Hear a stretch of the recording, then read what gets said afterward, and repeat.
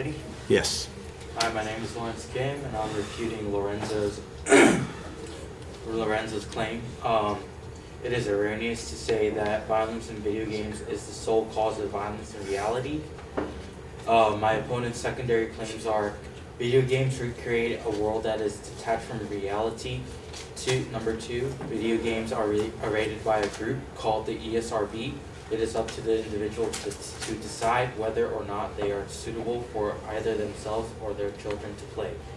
Number three, gun violence and other types of violence are results of prior conditions of the individual or group who perpetrate the violence. And my claim, violence in video games is the main cause of violent acts of aggression in reality. The first and second claims are not claims. These are two sentences that are background information explaining what is going on in the game, how the game works, who plays the game, what the guidelines and rules are for purchasing the game, and parents watching out for their children. And all of this, it does not explain how violence is not the sole cause of violence in reality. And the last secondary claim that does not have enough evidence of high school shooters having psychosis, antisocial attitudes, or the thought of society wronging them or using them.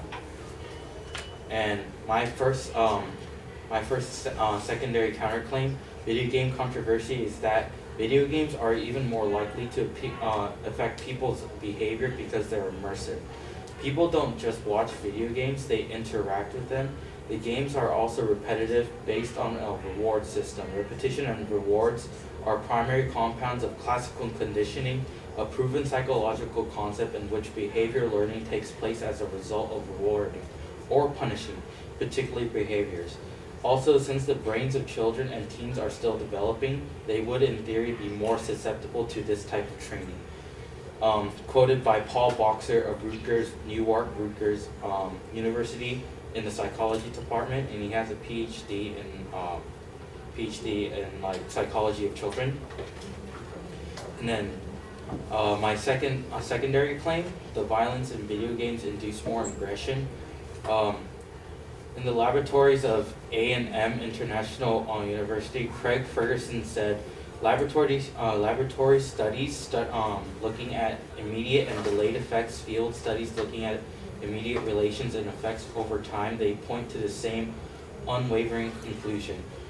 When individuals play violent video games, the likelihood increases that they will experience aggressive feelings and thoughts and engage in aggressive behavior. Some studies even point to the increased likelihood they will engage in violent behavior.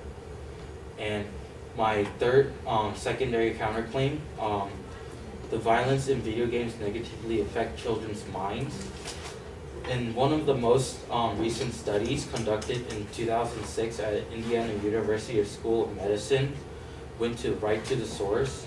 Researchers scanned the brains of 44 kids immediately after they played video games.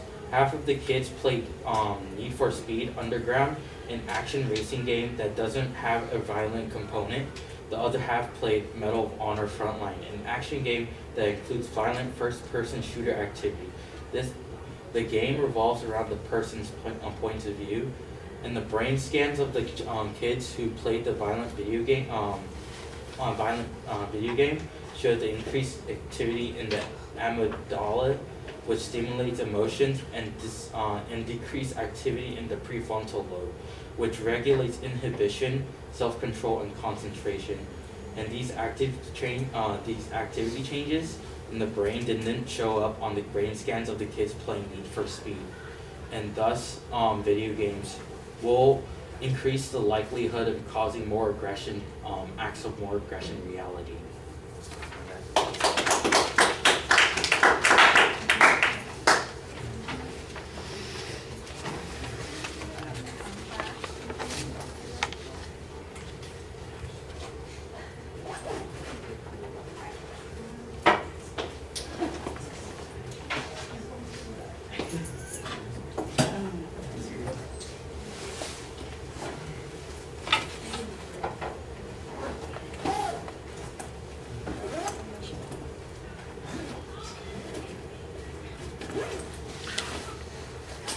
All right. The biggest issue that I've got is that the vast majority of your argument is basically a counterclaim presenting the opposite position. It does a pretty good job of that, except on the first point where you cite the evidence after you've presented the quote. That was a little bit confusing. You made a whole bunch of statements and then you post-cite it. It would have been much clearer if you'd given us a source citation first. However, that first point is explained and it's relatively clear. The second and the third points also, you provide some evidence on those points showing that there is in fact a relationship. Now, I'm not getting much ability to contrast this to the arguments presented by the advocate on this issue. You basically say that their first 2 points are really just background information. All right, if those were the only points that are presented that shows that there is no relationship, and you've presented this whole argument, then I feel that that's a pretty confident way of presenting it.